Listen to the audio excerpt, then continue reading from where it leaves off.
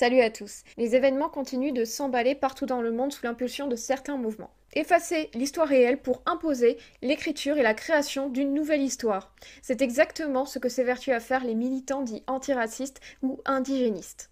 Lors de nombreuses manifestations qui se sont déroulées partout dans le monde, plusieurs statues ont été déboulonnées ou vandalisées. Une statue de Christophe Colomb a été décapitée à Boston, tandis qu'une autre a été jetée dans un lac en Virginie. En Philadelphie, la statue du maire Frank Rizzo a été démantelée parce qu'il aurait dit un jour « voter blanc ». À Bristol, la statue du marchand Robert Milligan a été retirée, tandis que celle d'Edward Colston a été jetée à l'eau à Londres. Une statue de Churchill a été vandalisée sous prétexte que l'ancien ministre aurait tenu des propos racistes. On assiste à une tentative de révolution historique de la part de certaines communautés avec la volonté de gommer dans les sociétés occidentales un passé qui les dérange. Je crois que l'émotion mondiale, qui est une émotion saine sur ce sujet, dépasse au fond les règles juridiques qui s'appliquent. Gouverner par l'émotion, pour favoriser l'émotion. Eh bien, c'est tout le contraire de chercher ce qui est vrai, ce qui est bon et ce qui est juste. Et en vérité, avec ces divisions, il n'y a plus de société. Parce que comment faire corps, comment faire société si on ne partage plus ni foi commune, ni culture commune, et surtout si on n'a pas d'histoire commune. La France est née du baptême de Clovis, et le racisme a toujours été condamné par l'Église catholique. Le but de la société telle qu'elle a été organisée par les rois, notamment à l'époque médiévale, c'était de mener les âmes au ciel. Les rois étaient considérés comme le bras armé de la justice ou le lieutenant du Christ, c'est-à-dire qu'ils devaient faire appliquer les valeurs de Dieu, l'ordre naturel.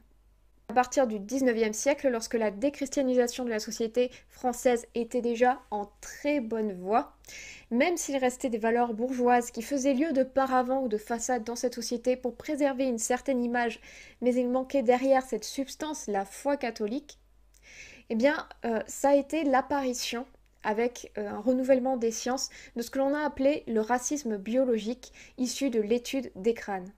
Et aussi paradoxalement et choquant que ce code noir nous paraisse aujourd'hui, il a été en quelque sorte un progrès, entre guillemets, parce qu'il reconnaissait enfin que les esclaves n'étaient pas seulement des objets, des biens meubles, mais il leur donnait une dimension humaine. Quand on parle d'esclavage, il faut définir ce terme et cette pratique odieuse plus précisément.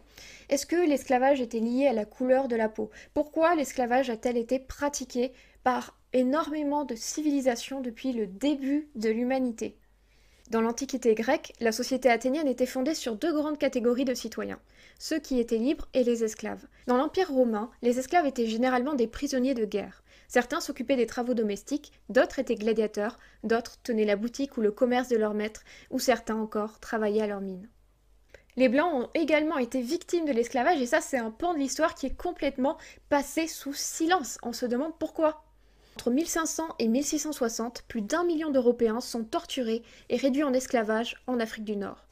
Ce que l'histoire nous montre, c'est que contrairement à ce qu'affirment les antiracistes, les indigénistes et les décolonialistes, l'esclavage ne se fonde pas uniquement et exclusivement sur la couleur de la peau d'une population et en l'occurrence sur le fait que les populations noires seraient systématiquement oppressées par les Occidentaux, les Européens, soit les Blancs.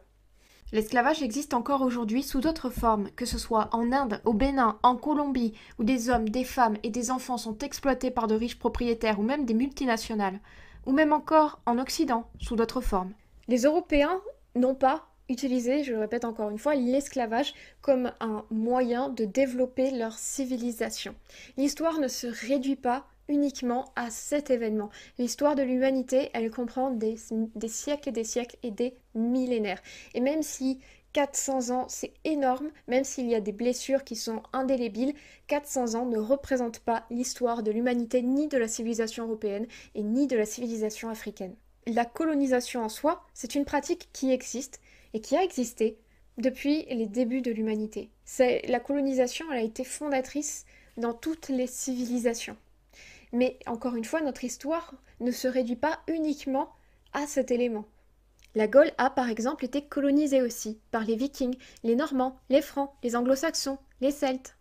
Après la révolution de 1789, la colonisation va être initiée par la gauche, les républicains. Or, on n'en parle pas assez, mais pourtant, ce sont bien les Lumières qui sont à l'origine de cette distinction entre les différentes races humaines. En rejetant l'idée, l'existence et l'héritage même catholique d'un Dieu créateur de ce monde et donc créateur de l'humain, on rejette également la dimension spirituelle, la dimension surnaturelle. Et donc on rejette l'idée que nous serions faits non pas seulement d'un corps matériel, mais aussi d'une âme créée par Dieu, qui fait que tous les hommes sont égaux parce que tous les hommes sont faits à l'image de Dieu, peu importe leur couleur de peau.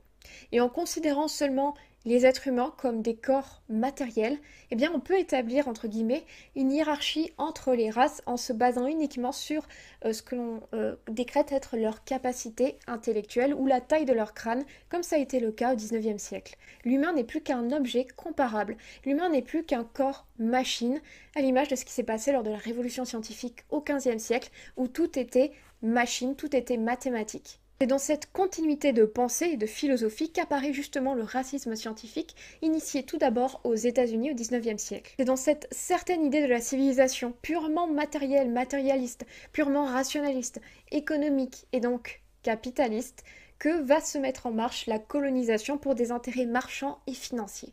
Alors sur de nombreux aspects, la colonisation a effectivement été une violence et un crime. Et d'ailleurs, certains personnages historiques, toujours mis à l'honneur aujourd'hui, ne méritent pas du tout qu'on leur rende un tel hommage. Par exemple, Léopold II, qui s'approprie la République du Congo. Après la découverte de la chambre à air, il fait régner la terreur en forçant les autochtones à travailler pour l'exploitation du caoutchouc. Et d'un autre côté, sans pour autant nier ces crimes et les méfaits de la colonisation, il faut en souligner certains points. Des administrateurs, des officiers, des missionnaires et des médecins mettent fin aux guerres tribales, construisent des infrastructures, font reculer le taux de mortalité lié aux maladies, apportent des vivres et permettent ainsi un essor démographique qui devient considérable dans les meilleures conditions sanitaires.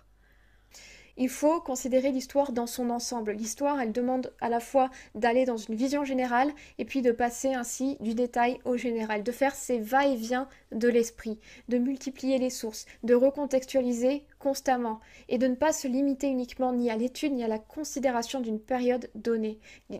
L'histoire d'un pays, l'histoire d'une nation, l'histoire d'un peuple, elle ne peut pas se limiter à une courte période donnée alors qu'elle s'étend sur plusieurs siècles. Et l'histoire de l'humanité, elle s'étend même sur plusieurs millénaires. Or, le problème des mouvements antiracistes et décolonialistes, c'est qu'ils nous proposent une vision biaisée de l'histoire parce qu'ils font une relecture idéologique de l'histoire à partir de leur perception présente. Donc en fait, c'est une relecture qui est totalement anachronique, sur laquelle ils peuvent utiliser les événements passés pour servir leurs intérêts et leurs points de vue, de telle sorte qu'ils relisent l'histoire et ils la réécrivent par rapport à leurs revendications. En agissant comme ils le font, les militants antiracistes et indigénistes n'ont qu'une volonté, clairement affichée d'ailleurs, c'est de détruire l'identité européenne.